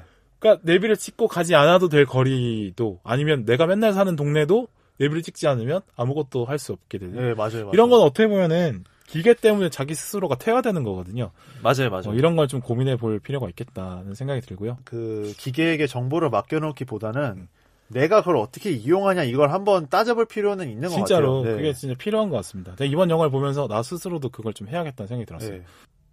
스마트폰으로 되게 했던 기능만 계속 사용하는 느낌도 네네. 상당히 많이 들었거든요. 그러니까 아침에 일어나서 맨날 뭐 유튜브 켰다가 뭐 팟빵 앱 열었다가 오늘은 순위가 얼마나 되나 이거 켰다가 주식 좀 보고 그러니까 이거를 똑같이 계속 쓰는 앱만 써. 네, 맞아요. 그리고 쓰는 앱에서 가는 것도 똑같아. 네, 그러니까 되게 관성적, 정량적으로 이용하기에 바쁜 것 같아요. 그러니까. 근데 스마트폰 앱에 얼마나 재밌는 게 많아요. 네. 특이한 앱들도 많고. 근데 그 앱을 뭐 수십 가지, 수백 개, 뭐 수천 개가, 수만 개가 있어도 나는 정작 10개도 안 쓰는 것 같은 거죠. 그렇죠. 이럴 거면 내가 왜 스마트폰을 들고 다니나. 스마트폰에 있는 기능을 제대로 못 쓰는 것 같은데. 내가 이걸 스마트폰을 내가 모시고 다니는 거지, 무슨. 그렇죠. 이걸 내가 장악하고 있나? 이런 생각이 들었어요. 그러니까 진짜 활용을 하는 것에 대해서 좀 고민이 필요한 그러니까 스마트폰을 쓰지 않아도 될 시간에는 아예 안 쓰고 쓸 때는 아예 100% 활용하든지 네. 안 써도 될 때는 아예 안 쓰든지 네네. 그게 좀 필요한 것 같아요. 그런 훈련이 필요하죠. 네. 그러니까 스마트폰이 내가 일방적으로 이용만 하고 내가 입력만 하는 것 같지만 오히려 스마트폰이 나에게 입력하는 게 더 많은 것 같아. 오히려 내가 받아쓰기에 알림장이었던 거야. 내가 받아쓰기를 하는 게 아니라 그런 느낌을 내가 좀 받았어요. 반성을 하게 되고 그러니까 외부로부터의 자극 이런 걸 좀 배제하고 네네. 스스로 생각을 정리하는 어떤 루틴 같은 거는 좀 필요한 것 같아요. 뭐 노트 정리라든지 진짜 손글씨를 쓴다거나 준영이처럼. 네, 그렇죠. 그렇죠. 그러니까 걔는 스마트폰에 휘둘리지 않잖아. 그래서 덜미를 안 잡혔던 거죠. 그렇지. 스스로 컨트롤을 스스로 하잖아. 네네. 그런 게 좀 필요한 것 같고요. 그러니까 스마트폰은 다른 어떤 도구와는 다르다. 다른 도구들은 항상 인간에게 일방적으로 이용만 당하지만 스마트폰은 일방적으로 이용만 당하는 도구가 아니니까 조심해서 다뤄야 된다는 생각이 들고 그래서 어떤 워낙 현대인들이 많은 자극을 주입받다 보니까 그래서 힐링을 받는 행동들 중에 노트 정리도 있고 그림 그리기도 있고 그렇죠. 목각을 하는 것도 있고 요리를 하는 것도 있고 이른바 나의 컨트롤 안에서 모든 것이 이루어지는 그런 활동들을 되게 좋아하는 것 같더라고요. 네, 그래서 요즘 재밌는 게 다꾸라고 하잖아요. 다이어리 꾸미기. 그게 어떤 취미 활동이 됐더라고요. 그렇죠. 그러니까 자기 손으로 직접 뭘 하는. 원래는 그게 이제 표준이었던 시대가 얼마 안 됐는데 지금 스마트폰 시대가 되니까 그렇죠. 다이어리 꾸미는 게 취미 활동이 된 거예요. 그러니까 원래는 필수 활동이었는데 취미가 된 거죠. 예. 그래서 신기하더라고요, 그게. 그렇죠. 게임도 저는 약간 비슷한 것 같아요. 게임 속에 내 캐릭터를 나의 손이 가는 대로 다 움직이는 것에서 뭔가 해소감을 느끼잖아요. 그렇죠. 어떤 이렇게 일방적으로 뭔가를 스스로를 움직이게 만드는 어떤 활동들이 좀 필요하다. 네. 제가 그런 심즈란 게임을 진짜 좋아했어요. 심즈? 저는 심시티를 좋아했습니다. 그 심시티에 사는 사람들이 심들이거든요. 알지. 그래서 그걸 육성 시뮬레이션을 시키는 건데. 저는 심즈는 내 스타일이 아니었고. 저는 사람 키우는 게 골치 아프면서도 재밌더라고요. 네. 그래요? 약간 변태 아닙니까? 전 변태짓을 많이 했죠. 막 일부러 집안에다가 파티용품 사서. 진짜 맞았네. 네, 불대포 같은 거 집에서 쏘게 해가지고 이렇게 화재로 심들다 죽이고 냉장고에다가 하도 음식을 많이 꺼내 먹으면 냉장고를 빼서 아사시키고 뭐 이런 것들이 가능하더라고요. 1편에서는 제가 2, 3, 4편을 안 해봐서 모르겠는데. 근데 그건 할 수 있는데 그걸 몇 살 때까지 했느니가 할 수 있습니다. 초등학교, 중학교 때 많이 했죠. 네, 그렇죠. 그 뒤로는 게임을 하고 싶었는데 못 해가지고. 20살 이후로는 안 한 것 같습니까? 20살 이후는 한 적이 없죠. 근데 또 하면은 또 할 것 같아요. 그렇게. 그래요? 네. 그냥 그래요. 게임이니까. 친구가 좀 필요한 것 같아요. 이런 생각 들고요. 네. 저도 심시티 되게 좋아했거든요. 그것도 저는 어른 돼서도 많이 했어요. 네. 그러니까 꿈과 희망을 잃고 좌절하던 시절이 있지 않습니까? 네. 그때 시절에 많이 했는데 그 시절에 뭐 심시티 많이 했고 롤러코스터 타이쿤 되게 좋아하고. 그러니까 확실히 빌바오님이 그 도시공학 쪽에 좀 관심이 많으신 게 진짜로 느껴지네요. 그러니까 우리 아버지가 우리 아들 고시 붙여야 된다고 법대에 가라고 막 해가지고. 이과도 가도 되는 애를 막 문과로 보내놓으니까 애가 막 적응 원래 못하고. 이과 생각을 하셨는데 그게 아니라 저는 문과도 잘 맞았고 이과도 잘 맞았어요. 뭔가 쏠리지 않는 재능 그러니까 뭐 잘하는 게 없었다고 봐도 되고. 근데 약간 건축학, 도시공학 이쪽으로 가셨어도 충분히 또 그 나름의 느낌이 그렇죠. 있으셨을 것 같아요. 그렇죠. 그런 쪽에 또 탐구심이 그렇죠. 많고. 그렇죠. 넥스트 유현준 됐죠. 네. 대학교 때도 그렇죠. 그런 과목 많이 들으셨잖아요. 맞습니다. 그래서 정민 선생님 거 많이 들으시고. 맞죠. 도시공학과 애들 점수 깔아주고 왔고요. 네네. 근데 교양 건축학 이런 거는 뭐 무조건 A+뿔 무조건 맞죠. 어릴 때부터 그게 좀 관심이 많았어요. 원래 진짜 건축학과 가고 싶었어요. 중학교 때까지만 해도. 근데 고등학교 때 이제 고등학교를 특수한 고등학교를 가다 보니까 이과라는 그 길이 사라져 버렸죠. 선택을 하기 어려운 환경이 그렇게 돼 버렸지. 나도 근데 나름 문과도 나름 잘 하니까 썰 풀고 이런 거 좀 좋아하니까 그렇게 됐는데, 근데 우리 아버지께서 본인이 못다 이룬 꿈을 나에게 주입하지 않았다면 넥스트 유현준 되고 넥스트 승려상 되고 뭐 그랬을 수 있지 않았을까라는 개꿈 같은 거를 꾸기에는 사실은 만약에 이과를 갔다고 하더라도 연구실에서 초뱅이 7대1 나이라서 그렇죠. 그렇습니다. 이거 살짝 또 여담일 수 있는데 그 방송인 중에 알베르토라는 분 있잖아요. 알베르토 몬디. 이탈리아에서 오신 분.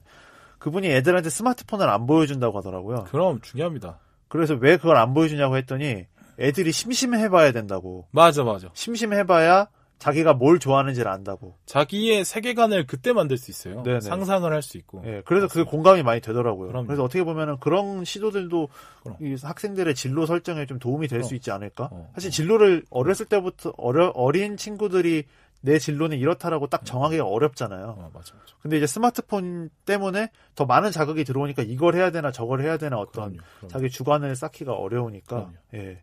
그러니까 심심한 가운데 그 심심함을 호기심으로 이제 치환해내서 네네. 긍정적으로 풀어낸 아이들이 이제 자신만의 세상을 만들 수 있는 거죠. 네. 그러니까 막 시골에도 좀 가고 바다도 좀 가고 그렇게 좀 고생도 좀 해보고 이래야 되는데 우리 강동구에만 사는 우리 이분이는 그런 게 좀 안 돼서 안타까울 따름입니다. 뭐 나름대로 강동구에 뭐 대자연이 있나 없지 뭐 천호대교 뿐이 없죠. 근데 와보시면 또 생각이 달라질 수 있습니다. 그래요? 혹시 팟빵 스튜디오가 강동에 분점을 낸다면 저는 한번 강동에서 녹음을 한번 해보고 싶다. 그럴 일이 없죠. 네. 그렇죠. 없지만 그럴 일이 없죠. 팟빵에 잘 돼서 분점을 꼭 한번 내셨으면 좋겠다. 그렇습니다. 이런 생각이 있습니다. 네, 뭐 제가 그 아버지의 어떤 입신양명 사상을 주입받은 것에 대한 비판을 하긴 했는데 우리 아버지가 저에게 또 해주신 어떤 헤리티지 뭐 이런 또 영어를 또 써버렸네. 또 한번 써줘야죠. 어쩔 수가 없어요. 왜냐면 이게 팟빵도 지금 알파벳으로 써져 있거든요. 그렇죠. 네, 영어가 중요하니까. 성심당 가서 팟빵 드시고요. 네. 제가 어린 시절에 친가는 그 남해안이고 외가는 지리산이고 그래가지고 방학 때마다 바다도 갔다가 깊은 산에도 갔다가 그다음에 또 집이 해운대다 보니까 이제 또 좀만 가면 바다가 있고 그쵸. 뒤에 산도 있고 이랬거든요. 그 넓은 대자연 속에서 이제 놀다 보니까 어떤 나름의 호연지기 기를 수 있었다. 그래서 뭐 강동구가 얼마나 뭐 촉감이 중요하죠, 확실히. 그럼요. 그건 스마트폰으로 해결이 안 되는 부분이니까. 그렇죠. 근데 저 개인적인 생각인데 이제 약간의 서울 토박이들은 좀 재미없다? 뭐 이런 생각 갖고 근데 있습니다. 저도 동의합니다. 그렇습니까? 네. 왜냐면 같은 이제 친구들을 만나더라도 어떤 그 건물이나 어떤 그 도시의 흐름 같은 걸 이야기를 잘 안 해요. 너무 당연하니까. 네. 그렇죠. 그러니까 뭐 어떤 우리가 흔히 가는 골목에 가게가 바뀌었다 이런 얘기를 해도 크게 신경을 그러니까 흥미거리가 아니라고 생각을 하는 것 같더라고요. 너무 그냥 많이 봤던 것들이니까. 그렇죠. 저는 그래서 이런 다양한 동네에 살아봤던 이런 것들이 자극으로 오는 것 같긴 해요. 좋은 그런 것 같고. 그래 애들에게 스마트폰을 뺏자 이런 교훈을 남기면서 다음 코너로 넘어가도록 하겠습니다. 그러시죠. 이제 넷플릭스 영화 이대로 괜찮은가에 대해서 한번 얘기해봐야죠. 거대 담론이죠. 네. 그렇죠. 이걸 논할 자격이 우리가 돼서 하는 건 아닌데. 뭐 누가 자격을 주는 것도 아니죠. 원래 그렇지. 자격은 스스로 만드는 거죠. 한번 돌아볼 필요는 있는 지점이긴 해요. 해보도록 하겠습니다. 저는 이제 이번에도 넷플릭스 영화에 대한 회의감을 또다시 한번 느꼈어요. 뭔가 그 상영관 안에서 영화에 집중하면서 영화만 바라보게 됐을 때에 그때만큼은 또 아니죠, 아무래도. 그때 이제 머릿속에서 수많은 생각들이 스쳐가면서 그 느끼는 그 재미로 영화를 보는 건데 넷플릭스로 영화를 보는 건 사실 그냥 집중도에서 너무 차이가 나요.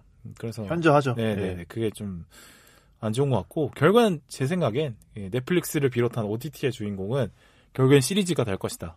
근데 이미 뭐 예언적으로 하지 않아도 이미 지표상으로 다 그렇죠. 그렇게 이미 그렇게 되고 있죠. 네, 맞습니다. 네네. 그러니까 쭉 빨려 들어가서 그 시청 시간을 쭉쭉 뽑아내는 게 사실 중요한데. 예, 그렇죠. 그게 타 경쟁 OTT와의 어떤 배타성을 만들기 위해서는 그렇죠. 시청 시간을 최대한 늘려야 되잖아요. 그러려면 어쩔 수 없이 플레잉 타임이 길어야겠죠. 그렇죠. 절대적인 러닝 타임도 길고 시리즈가. 예. 그 실제적으로 이제는 대부분 사람들이 영화관이라는 플랫폼을 잘 이용하지 않기 때문에 OTT에서 많은 것들을 소비를 하잖아요. 그러니까 트렌드라는 어떤 트렌드 상위에 올라가는 건 역시 시리즈에서 출발한 것들이 많습니다. 그렇죠. 이번 설에도 연진아가 얼마나 많이 나왔어요. 뭐 수많은 연진이들이 나왔죠. 예.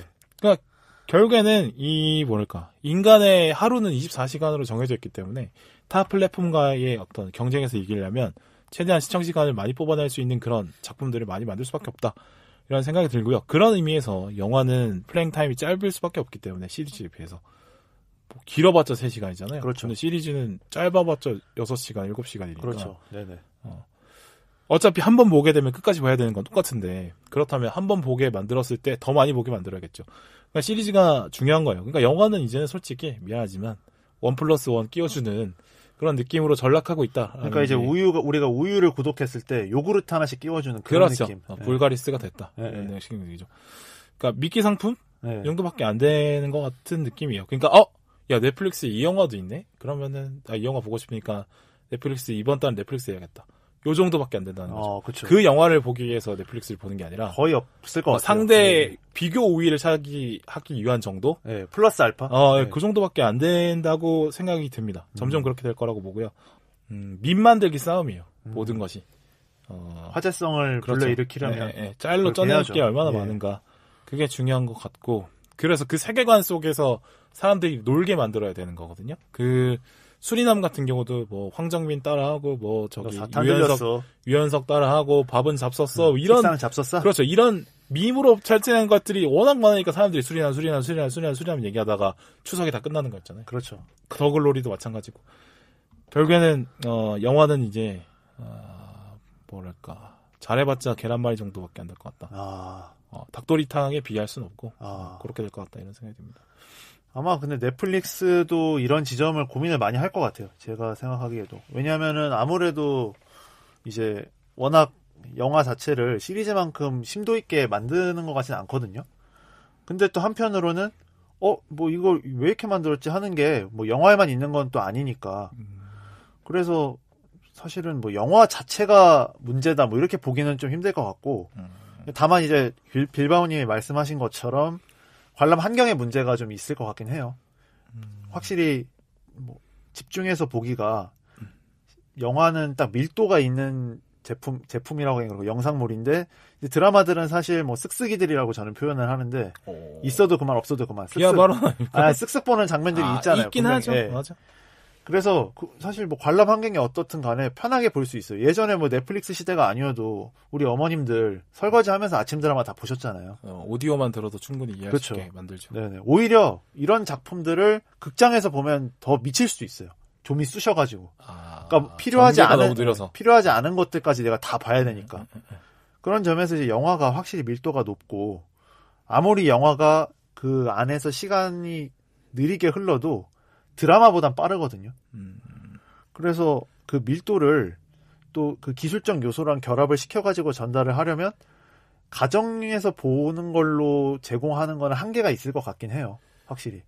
그 뭐 스피커나 화면의 크기나 다들 다르니까. 네네. 그렇죠? 그리고 영화는 아무래도 그런 요소들도 복합해서 만들다 보니까 결국에는 드라마랑 다르게 시리즈랑 다르게 같은 거를 봐도 같은 걸 본 게 아닐 수 있게 되는 거죠. 그러니까 예를 들어서 내가 노트북으로 폰 떨 때를 보는 거랑 홈시어터를 갖춰서 뭐 영상도 풀 HD로 보고 음질도 뭐 돌비로 갖춰서 폰 떨 때를 보는 거랑 폰 떨 때는 사실 그 정도 그럼 승리호로 할까요? 작품은 승리호 정도. 승리호는 좀 다를 수 있겠네. 그렇게 보는 거랑은 현격한 차이가 날 수밖에 없다는 생각이 확실히 들어요. 그러니까 넷플릭스로 영화를 보면 뭔가 본 것 같지가 않아 느낌이. 그런 느낌이 있잖아요. 맞아요. 그 영화를 보고 나왔을 때 뭔가 그 세계 속에 빠졌다가 확 나오는 그 느낌이 넷플릭스 영화에는 없어. 뭔가 영화에 촥 절여졌다는 느낌이 안 드는 게 있는 것 같아요. 확실히. 맞아요.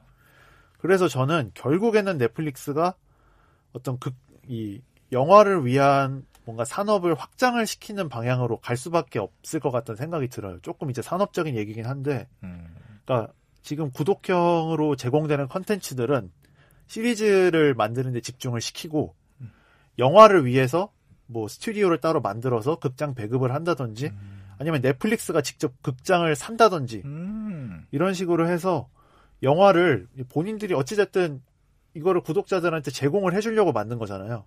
그 의도대로 온전하게 제공할 수 있는 방법을 넷플릭스가 찾으려고 할 것 같아요.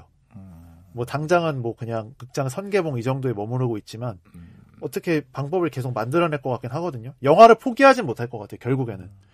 왜냐하면 어차피 콘텐츠의 메인스트림은 결국은 영화여서 글로벌적으로도 또 산업을 지탱하는 어떤 그 회사가 한 축으로 인정을 받으려면 또 대외적 성과를 내야 되는데 대외적 성과에 있어서 영화제의 그 신인도랑 드라마 시상식의 신인도랑 아직까지는 차이가 좀 있거든요. 그리고 또 영화는 또 건바이 건으로 수익 창출을 극장에서 상영을 하면 충분히 할 수 있잖아요. 또 VOD를 제공을 해도 충분히 결제를 그 영화가 판매되는 것만큼의 수익을 얻을 수 있으니까 만약에 이제 구독형 모델이 한계가 있다고 보여지면 이런 움직임을 그러니까 구독료 인상만으로는 사실 수익 구조에 한계가 있을 것 같거든요. 결국에는 영화를 그 극장에 공급하는 방향으로 갈 것 같다. 그렇게 해서 이제 영화의 품질을 좀 올리거나 아니면 사람들에게도 넷플릭스 영화가 이런 힘이 있다라는 걸 보여주는 식으로 가지 않을까. 그런 생각을 해봤어요. 저는 조금 반대인 게 이제 영화가 드라마의 우위에 있던 시절이 이제는 끝나가고 있다고 보고 그 시절의 끝자락이긴 한 거고 이미 모멘텀은 넘어가 있고 시리즈 쪽에. 근데 영화가 시리즈보다 우위에 있던 어떤 문화적 파급력이 우위에 있다고 인정되어지는 어떤 여론, 관습 이런 게 아직 남아있기 때문에 그렇게 보이는 것일 수 있고 그냥 어떤 문화가 그렇게 남아있는 것일 수 있고 이미 기술적 환경에 맞춰서는 당연히 시리즈가 우위일 수밖에 없지 않나? 그냥 이미 본질은 바뀌어 있는데 껍데기는 그렇게 보이는 거 아닐까? 이게 결국 OTT가 얼마나 가냐의 문제인데 저는 OTT가 그렇게 존속 가능한 사업 모델이라고 생각이 안 들어서 그러니까 저는 여기서 약간 좀 충격 발언을 하나 하자면 네. OTT의 르네상스는 내년 상반기까지라고 저는 생각을 하거든요. 왜 그렇게 생각하시죠? 그러니까 이제 점점 OTT 그 서비스들의 가입자가 네. 서서히 떨어지고 있고 이미 가입을 많이 했으니까. 그러니까 이미 가입을 많이 했어도 그게 유지가 돼야 그 비즈니스 모델이 계속 유지가 될 텐데. 신규 가입자 수가 아니라 가입자 수 자체가 떨어지고 있다. 전체 가입자 수 누적 숫자가 떨어지고 있다는 거죠. 그러니까 결국에는 뭐 넷플릭스, 뭐 우리나라로 치면 티빙 이거 말고는 저는 나머지 OTT들은 결국 사멸할 것 같다는 생각이 들고 왜냐하면 지표상으로 지금 그렇게 나타나고 있고 극장이 다시 올라오고 있는 분위기라. 그리고 실제로 이제 미국에서도 그 디즈니 새로운 회장이 나는 스포츠 이 OTT 빼고는 다 팔고 싶다 이런 얘기도 했었거든요. 그러니까 실질적으로 지금 디즈니 플러스보다 ESPN 플러스가 훨씬 더 수익이 좋대요. 그거는 이제 미국이라는 환경이 좀 특별합니다. 그건 좀 다르게 볼 필요가 있는 것 같아요. 왜냐면 미국처럼 스포츠에 미친 나라도 없고 스포츠에 많은 돈을 쓰는데 사람들이 익숙한 국가이기 때문에 그렇게 나오는 거고 그러니까 영화 표값보다 스포츠 티켓 값이 훨씬 비싸니까 영화 티켓 값도 우리나라보다 비싼 편이긴 한데 스포츠 티켓 값은 더 비싸고 근데 그것에 돈을 지출하는 게 어릴 때부터 해왔기 때문에 돈 내는 거에 대해서 이상하게 생각하지 않는다. 그러니까 슈퍼볼 티켓 가격만 보도 알아요. 그거는 글쎄 그거는 미국이 스포츠에 아주 몰두해 있는 사회이기 특성도 때문에 있죠. 예. 그렇게 볼 거라고 생각하고 그걸 국제적 기준에 적용하기에는 좀 어려운 것 같아요. 네. 그렇습니다. 네. 아무튼 저는 OTT는 얼마 못 갈 것이다 이렇게 서서히 저는 그냥 그렇게 느끼고 있습니다. 나는 내가 볼 때 그랬으면 좋겠다로 느껴지긴 해. 아니 저는 사실 상관은 없는데 왜냐하면 지금 계속 이제 OTT로 공개하려는 영화들을 극장으로 돌리고 있거든요. 헐리우드 스튜디오들이 그런 게 저는 뭐 그냥 한두 편 튀는 흐름은 아닌 것 같다 이런 생각이 들어요. 물론 최근 몇 년간 OTT의 어떤 바람이 거세긴 했죠. 네. 근데 여전히 바뀌지 않는 거는 영화관에 가는 것보다 내 핸드폰을 켜서 넷플릭스를 켜는 게 훨씬 빠르다는 거야. 빠르죠. 그러니까 넷플릭스만 살아남을 거라는 게 제 생각이에요. 그러니까 거대한 것만, 그러니까 우리가 케이블 TV가 런칭할 때도 극장 망할 거다 생각했지만 결국 케이블 TV 사업체 한두 개만 남고 다 망했거든요. 스카이라이프만 남았죠. 그렇죠. 그러니까 OTT도 저는 넷플릭스 티빙이나 이런 강력한 자본력을 갖고 콘텐츠를 꾸준히 만들 수 있는 회사가 아니면 살아남기가 힘들 그렇죠. 거고 결국 건바이건 그 수익의 유혹을 감당하기가 그걸 배제하기가 힘들 거다. 그렇게 보고 있습니다. 좀 여담이긴 한데. 그래요. 월급쟁이와 프리랜서의 싸움으로 그렇게 정리를 할까요? 네네. 왜냐하면 또 이제 뒤에 우리가 한국 넷플릭스 영화도 한번 얘기해봐야 되겠죠. 그래서 저는 뭐 넷플릭스가 어떻게 되든 간에 팟빵만 열심히 살아남고 그렇죠. 팟캐스트 해가지고 건물 사자 열심히 해서 가시죠. 지금 수익은 2,293원 네. 이런 말씀 드리고 한국 넷플릭스 영화 얘기해보죠. 그러면 네, 한국 넷플릭스 영화는 왜 그러냐를 한번 또 얘기해보려니까 사실 조금 저는 억울할 수도 있겠다는 생각을 해요. 왜냐하면은 넷플릭스가 제대로 제작을 한 영화들이 몇 편 안 되기 때문인데 애초부터 이제 넷플릭스가 어떻게 보면은 극장에서 못 보는 영화들을 공급해주는 역할을 몇 년 동안 했었거든요. 그렇죠. 뭐 사냥의 시간부터 시작을 해서 뭐 콜, 승리호 뭐 다 그 최근에 넷플릭스 공개작들 중에 대부분은 극장에서 못한 것들을 본인들이 판권을 사서 유통을 시킨 거라. 그러니까 이제 코로나 시국이라는 특수한 상황이 적용이 되긴 하죠. 네네. 그래서 실제 넷플릭스가 제작부터 공개까지 그냥 스트레이트로 딱 참여한 거는 5편 정도밖에 안 되는. 그러니까 이 스마트폰을 떨어뜨렸을 뿐인데 폰떨대도 원래는 CJ 배급으로 극장 개봉을 하려다가 넷플릭스로 전환하는 거라. 그래요. 그런 작품들이 많죠. 네, 그래서 한국 넷플릭스가 아직 영화가 이렇다라고 평가하기엔 전 조금 이르다고 보는 입장이에요. 그러니까 넷플릭스를 통해서 공개된 한국 영화들을 얘기하려면 결국에는 한국 영화 산업 전체를 얘기할 수밖에 없는 상황이라고 저는 보거든요. 왜 그러면 한국 산업에서는 이 정도의 영화를 갖고 극장에서 덤비려고 했냐 이 얘기를 할 수밖에 없어서 그래서 넷플릭스여서 문제라고 하기가 어려워진 것 같고 다만 이제 아무래도 극장용 영화에 비해서는 뭐 빌바오님 말씀처럼 거의 영화가 미끼 상품 정도로만 생각을 물론 넷플릭스는 중요하게 제작을 하겠지만 시리즈보다 비중이 떨어지는 건 확실하니까 그렇죠. 기획이 굉장히 자유롭겠지만 한편으로는 상업 영화 극장에서 개봉할 상업 영화처럼 정교하게 프로덕션을 할 것 같진 않아요. 그래서 앞으로 나올 작품들이 뭐 어떻게 돼야 되는지 봐야겠지만 이런 얘기를 다시 들을 수도 있겠다는 생각은 들어요. 그러니까 초반부의 흡입력에만 좀 집중하고 후반은 좀 흐리멍텅해지는. 예, 그렇죠. 그런 경향이 계속될 수 있죠. 그런 영화들만 만들 수도 있고. 예. 근데 뭐 여전히 듣다 보니까 이제 영화가 시리즈보다 나아야 된다라는 어떤 서열의식 같은 게 느껴져요, 저는. 약간 그런 것 같아. 그냥 OTT 시대에는 사실 저는 장르 구분하는 게 아예 의미가 없다라고 생각하는 편이거든요. 그렇죠. 네. 예. 예전에는 이제 영화관에서 영화 보고 드라마는 TV에서 보고 뭐 그렇게 구분이 딱 됐는데 어디서 보는 그 장소가 분리가 됐는데 이제는 장소가 분리가 안 되잖아요. 영화, 드라마, 예능, 뭐 다큐 이런 게. 그렇죠. 어디서나 본다는 거랑 똑같잖아요.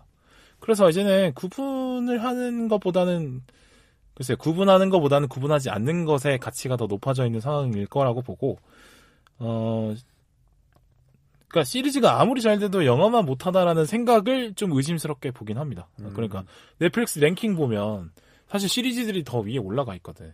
보면 뭐 피지컬백도 그렇고 더글로리도 그렇고 뭐 사랑의 이해 같은 그런 작품들이 거의 다 시리즈인데 올라가 있단 말이에요. 이제는 그래서 뭐 글쎄요, 뭐 시리즈가 영화보다 항상 하위에 있다.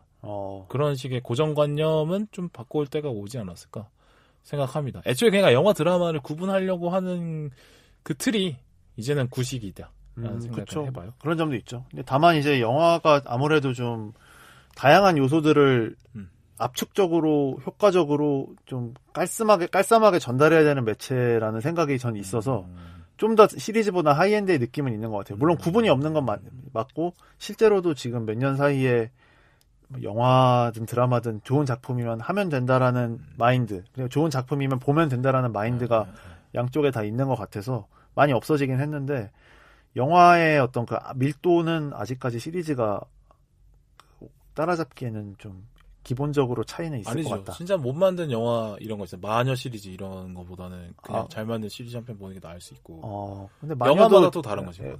그렇죠. 케바케긴 한데 일단 기본적으로 러닝타임 시간의 예술이라는 생각이 있어서 저는 물론 뭐 영화가 그래서 더 낫다 이렇다기보다는 영화가 그나마 더 사람들한테 뭔가 좀 우위로 인식되는 이유가 있다면 그런 데서 찾을 수 있지 않을까라는 거죠.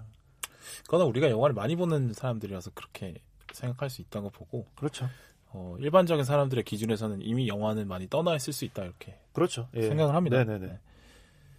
왜냐하면 또 OTT가 이미 대세가 된 시점이라. 네. 팟캐스트 해가지고 건물 사자. 가시죠. 자, 뭐 이런저런 얘기 해봤고 아직 할 말이 남았다고 해서 들어보도록 하죠. 예, 좀 짤짤이로 살짝 얘기하고 싶은 게 있어서 뭐 그런 걸 치고는 좀 길어. 아무튼 해봐요. 그러니까 압축적으로 하면은 저는 이번에 나온 세 분의 배우들이 다 좋았어요. 전체적으로 좋았는데 김희원 캐릭터는 좀 아쉽더라고요. 좀 영화 속에서 나름 사연이 있고 이 사연을 잘 풀면 그 스마트폰의 공포를 더 잘 살려줄 수 있었을 텐데 그게 안 되고 김희원만 갖고 너무 긴장감 조성에만 쓰니까 그 점이 아쉬웠고요. 김희원의 무표정에 많이 기댔다. 예. 김희원 배우 특유의 그 사연 있는 표정에만 너무 의존한 감이 있었고 그리고 또 천우희 배우는 이번에 사실 뭐 뚜렷하게 개성이 있는 배우가 아니었지만 그 천우희 배우 특유의 평범함이 잘 활용된 캐릭터여서 전 순수한 좋았거든요. 눈빛 같은. 예. 그리고 우리 주변에 있는 여자 얘기 같잖아요. 그렇죠. 예. 천우희 배우가 연기를 하면서 저는 이런 비주얼을 가진 분들이 참 좋더라고요. 그러니까 남자 배우로 치면은 뭐 이동희 배우나 박정민 배우, 여자 배우면 천우희 배우나 뭐 전여빈 배우 이런 느낌이 전 좀 뭔가 현빈, 원빈, 뭐 김태희, 이영애 이런 분들이 할 수 없는 연기를 이분들이 해낼 수 있다고 생각을 해가지고 맞아요. 예. 그런 방향성이 다르긴 하죠. 네네. 그래서 이번 이남희 캐릭터도 이 스마트폰에 당하는 이 연기를 천우희 배우가 한 덕분에 일상의 공포로 더 확 느낄 수 있지 않았나 이런 생각이 들었고 개인적으로는 천우희 배우 얼굴이 클로즈업이 많이 돼가지고 정말 좋았습니다. 팬이어가지고 결과적으로 그냥 천우희 좋다라는 얘기를 길게도 하신 것 같고. 그런가요? 예. 저는 조금 뭐 천우희 배우들 좋아하지만 글쎄요 너무 어린 연기자들을 안 쓴다 이런 생각이 들었어요. 그러니까 천우희도 임시완도 실제 나이는 이제 저희 또래 뭐 30대 중반인데 예, 극중 역할은 사실 20대 후반 정도로 나오잖아요. 네, 그렇죠. 그러니까 7, 8살 뭐 이 정도 뭐 어린 역할을 하는 거죠. 어린 역할 하죠. 그러니까 실제로 그러니까 천우희 씨가 했던 그 역할은 뭐 김유정 배우나 고 나이 때 90년대 후반생 나이 때 배우들이 하는 게 맞는데 근데 좀 약간 티켓 파워도 중요하고 요새는 워낙 또 관리들도 열심히 하고 잘 되니까 뭐 10살 가까이 어린 역할들을 만든 게 너무 많긴 한데 글쎄요. 근데 뭐 비주얼이야 뭐 그렇다 치고 근데 그 사람의 감성이라는 거는 그 나이 때 느끼는 감성이 분명히 있거든. 그 나이 때에 느끼는 어떤 호르몬에 폭발하는 그 감성들이 있는데 그 감성은 물론 30대 배우가 20대 때 그걸 겪어봤다고 해서 알긴 알지만 그때처럼 그렇게 할 수 있을까? 그때 뜨거움을 재현하기는 그때처럼 뜨거움을 할 수 있을까? 그러니까 30대 중반의 배우가 아무리 동안이다고 한들 10대 후반에 그 끌어오르는 그 감정을 표현할 수 있을까라는 거예요. 실제로 그렇게 사는 애들만 그렇게 할 수 있다고 보거든. 그만큼 10대 후반, 20대 초반에 그 들끓는 느낌은 아무도 대체할 수 없다라고 생각하는데 그게 연기로도 가능한가는 잘 모르겠고 너무 이런 게 너무 많아요. 그러니까 이런 캐스팅이 충분히 뭐 그렇게 어려운 배역도 아닌 것 같은데 그렇게 굳이 꼭 30대 배우들을 20대까지 영역으로 넓혀서 이렇게 써야 되나?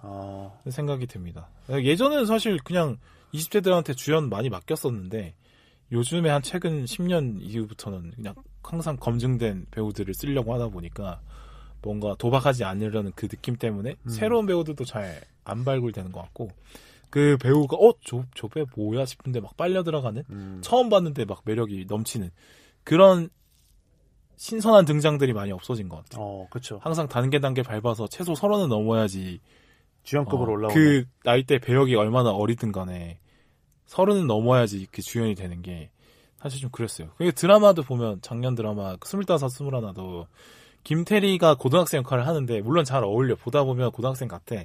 그렇지만 그래도 10몇 년을 어리게 나오는 너무 나이 차이가 많이 나니까. 그러니까. 배역 나이랑 배우 나이랑. 김태리 배우가 안 어울렸다는 것도 아니고 연기를 못했다는 것도 아닌데 그래도 뭔가 처음에 좀 몰입하기 어려웠던 기억이 나거든요. 좀 그냥 그 나이대에 맞는 배우를 그냥 좀 썼으면 좋겠어요. 뭐 이해는 합니다만 이게 결국에는 이제 감독의 권한보다 제작자의 권한이 올라가는 뭐 이런 흐름의 반영일 수도 있겠다는 생각은 들고요. 그리고 반대로 너무 이제 중년 이상의 캐릭터를 좀 더 잘 연구하고 더 깊게 파고들어서 20대도 젊고 30대도 젊지만 20, 30대는 좀 분명히 다르거든. 그 다른 결을 좀 파고들어서 캐릭터를 좀 더 섬세하게 만들어서 30대 배우에게 매력적인 30대 역할을 시키는 게 맞지. 그 20대라는 사람이 제일 빛나는 시기의 역할을 20대에게 시키지 않고 30대에 계속 시키는 거는 조금 뭐 그래도 되긴 하는데 뭐 할리우드도 그렇긴 하는데 좀 아쉽다. 저는 연출의 문제도 있는 것 같아요. 그러니까 뭐 연출이 잘했다 못했다 이런 느낌이 아니라 연출자분들이 다 좀 오래되셔서 40, 50대 이런 분들이 주류를 이루다 보니까 그분들 입장에서는 사실은 뭐 그분이 캐스팅을 다 할지 안 할지 모르겠지만 그냥 대충 뭉그려서 하자라고 충분히 생각할 것 같거든요. 그 한 살 한 살 다른 느낌을 섬세하게 이렇게 짚으려는 시도를 할 것 같진 않아요. 그냥 다들 뭐 젊은 애들이지 뭐. 네. 이렇게 느껴질 수밖에 없지. 뭐 87년생이나 92년생이나 뭐 이런 느낌으로 가니까. 아직 뭐 40도 안 된 애들 뭐 똑같이 이렇게 생각할 수 있지. 그러니까 캐스팅이 점점 더 천편일률적이고 배역 나이와 배우 나이가 안 맞는 이런 느낌이 되는 게 아닌가. 근데 그게 이제 그러니까 뭐 제작이야 그렇게 할 수 있다고 치고 보는 사람들 입장에서는 좀 공감이 안 될 수 있거든. 그러니까 누군가는 그쵸. 김태리가 고등학생 역할을 하는 게 이해가 안 되는 고등학생 시청자가 있을 수 있단 말이죠. 그런 얘기들 있잖아요. 이제 TV 예능 10대, 20대들이 안 본다고. 왜냐면 자기 또래들이 안 나오니까. 그렇죠. 이게 지금 예능에서의 그 예능판의 인력 적체가 분명히 문제라고 하는데 이거는 분명히 드라마, 뭐 OTT 시장에서도 그게 적용이 될 수 있다고 봐요. 그래서 좀 더 계속 10대, 20대들은 그냥 유튜브에 좀 더 몰입하고 OTT는 안 보려고 하는. 그렇죠. 아무래도 유튜브에 있는 콘텐츠들이 더 자기 또래의 콘텐츠들이 많으니까. 좀 더 진입 장벽이 낮고 하다 보니까 그렇죠. 자기 또래들이 더 많이 나오니까. 네네. 그렇게 이제 소비층이 분리돼 갈 수 있는 가능성도 있을 것 같아요. 있다고 봐요. 네네. 네. 그렇습니다. 자, 이번 마무리 할 텐데 이번 방송 마음에 드셨다면 뭐 나쁘지 않았다면 좋아요 꾹 눌러주시고 뭐 댓글까지는 뭐 네. 괜찮죠. 괜찮나요? 네. 댓글 달아드릴게요. 뭐 댓글 달 여유가 없을까요, 설마? 이렇게까지 들어주시고, 이렇게까지 털었는데, 댓글 달 여유 없을까요, 설마? 됐어. 우리 사이에 뭐 댓글까지 달아. 됐어. 그래도. 나중에 밥 먹을 때 카드나 좀 꺼내라. 원래 식당에서도 흔적 남기잖아요. 맛있게 잘 먹었습니다. 이렇게 댓글 한 번만. 부탁드리겠습니다. 됐어. 댓글까지 필요 없어. 됐다, 이 사람아. 얼른 방송 접어. 그러시죠. 하나, 둘, 셋. 안녕.